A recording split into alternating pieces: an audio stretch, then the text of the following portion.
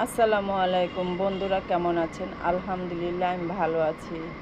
আমরা তো কাঁঠালের বিচি কত কিছু দেখিয়েছি, আমি কখনো লতি দিয়ে খাইনি। তো আজকে লতি দিয়ে রান্না করব কাঁঠালের বিচি। এজন্য কিছুটা কাঁঠালের বিচি কেটে নিয়েছি। আর এখানে কাঁঠালের বিচিটা একটু সিদ্ধ করে নিয়েছি। দেখুন কতটা কষের মতো পানি বের হয়েছে। আর এখানে কিছু লতি কেটে নিয়েছি। চিংড়ি মাছও নিয়েছি। শুঁটকি দিয়েও খাওয়া যায়, কিন্তু আমি শুঁটকি তো বেশি খেতে পারি না, সেজন্য শুঁটকিটা নেই।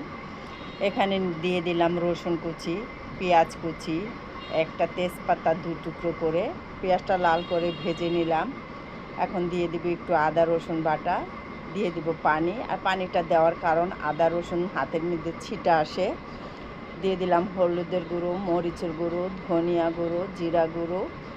এখন দিয়ে ভালো করে নেড়ে চেড়ে নিব। আর এই দেখুন কত সুন্দর কষানো হয়ে গেছে, মশলার তেল উঠে গেছে। এখন এই চিংড়ি মাছগুলো ভালো করে কষিয়ে নিতে হবে। কষিয়ে নেওয়ার পর কাঁঠালের বিচিটা দিয়ে দিব। যেহেতু কাঁঠালের বিচিটা কিন্তু একটু সিদ্ধ করে নিয়েছি, এজন্য তারপরও আগে দিয়ে দিলাম। আর দিয়ে দিলাম স্বাদ অনুযায়ী লবণ। এখন দিয়ে দিব লতিগুলো। লতিগুলো দিয়ে ভালো করে কষিয়ে নিতে হবে, যাতে তেল উঠে যায়। দেখুন লতিগুলো কষাতে দিয়ে দিলাম, একটু ঢাকনা দিয়ে ঢেকে দিলাম। দেখুন তেল উঠে গেছে, কষানোটা কিন্তু হয়ে গেছে, অনেকটা পরিমাণে তেল বের হয়েছে। আর এই লতির মধ্যে কিন্তু তেলটা একটু বেশি হলেই ভালো লাগে।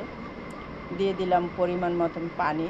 এখন পানি দিয়ে ভালো করে নেড়ে চেড়ে দিয়ে ঢেকে রেখে দিব। হওয়ার আগ পর্যন্ত মাঝে মাঝে নাড়াচাড়া করে দেব। দেখুন হয়ে গেছে। এখন আমি একটু স্বাদের জন্য দিয়ে দিলাম চিনি।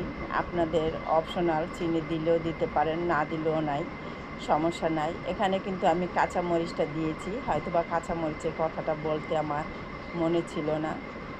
এখন দেখুন প্রায় হয়ে গেছে। এখন আমি এটা নামিয়ে নিব। কত সুন্দর হয়েছে দেখুন, তেল উঠে গেছে।